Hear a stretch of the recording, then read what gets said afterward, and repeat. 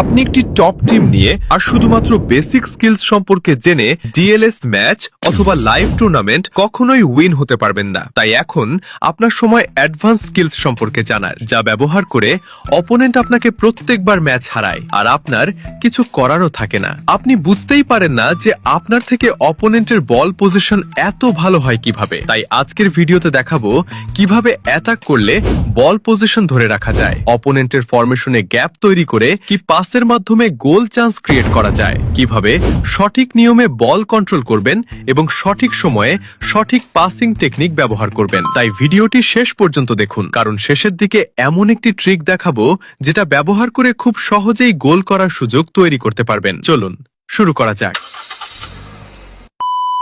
প্রথমত, আমরা যে ভুল করি, ম্যাচ শুরু হওয়ার সাথে সাথেই অ্যাটাক মুডে চলে যাই, হাই প্রেস করে ফেলি। হ্যাঁ, বল পজিশন ধরে রাখতে হাই প্রেসিং এর দরকার আছে, তবে সঠিক সময়, সেটা নিয়ে পরে আলোচনা করছি। এখন কথা বলি, প্রথমেই হাই প্রেসে গেলে হবে না, তাতে উল্টো গোল খাবেন। তাই প্রথমে একটু পিছিয়ে থেকে প্লেয়ার পজিশন ঠিক করুন, তারপর অপোনেন্টের ভুল পাসের অপেক্ষা করুন। বল যখন আপনার কন্ট্রোলে থাকবে তখন বল ডিফেন্ডারের কাছে দিয়ে একটু নিঃশ্বাস নিন, তারপর ছোট ছোট ট্রায়াঙ্গেল পাস ক্রিয়েট করার চেষ্টা করুন। তাতে অপোনেন্ট বিরক্ত হয়ে হাই প্রেস করবে, আর ঠিক তখনই তাদের ফরমেশনে গ্যাপ তৈরি হবে। ওই গ্যাপগুলো লক্ষ্য করুন। যখন দেখবেন আপনার ফরওয়ার্ড প্লেয়ার রান নিচ্ছে, তখন একটা কি পাস দেওয়ার চেষ্টা করুন। আর যদি এই ট্যাকটিকটা কাজে দেয়, তাহলে আপনার ফরওয়ার্ড প্লেয়ারের সামনে শুধু গোলকিপার, তাকে কাটিয়ে গোল নিশ্চিত। অনেক সময় আমরা প্রেসারে এসে অনেক বেশি পাস খেলতে গিয়ে ভুল পাস দিয়ে ফেলি, ফলে অপোনেন্ট কাউন্টার অ্যাটাকে গোল দিয়ে বসে। তাই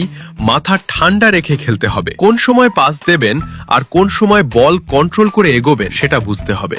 আর পাস সঠিক হওয়ার জন্য প্লেয়ার ম্যাক্স করার সময় পাসিং স্ট্যাট যেন ভালো থাকে সেদিকেও খেয়াল রাখবেন। তাই মিডফিল্ডে সব সময় হাই পাসিং এবং হাই কন্ট্রোলিং প্লেয়ার রাখার চেষ্টা করবেন, এতে আপনারই সুবিধা হবে। তাই অপোনেন্ট হাই প্রেস করলে ঘাবড়াবেন না, বল কন্ট্রোল করুন, শান্ত থাকুন আর সুযোগ তৈরি করুন। আপনার মতে বল পজিশন নাকি কাউন্টার অ্যাটাক, কোনটা বেশি কার্যকর? কমেন্টে অবশ্যই জানাবেন।